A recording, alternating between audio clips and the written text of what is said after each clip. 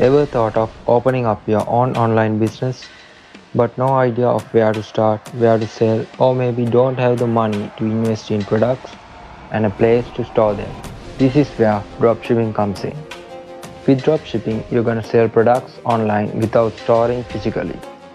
All you need is a computer or a phone and a basic understanding on how to market and sell.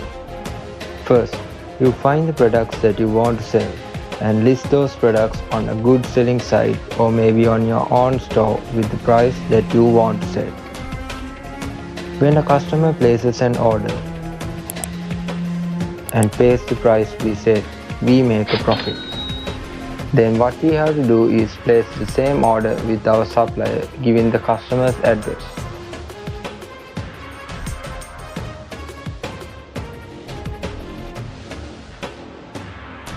For example, we find a watch on the supplier's site worth $10.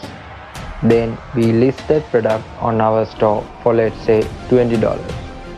When a customer buys that product from your store for $20, we need to pay $10 for the supplier and ask him to ship that product to our customer's address.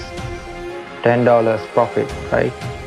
But you're probably gonna spend that on marketing, shipping, and other fees, still leaving you a lump sum amount of profit.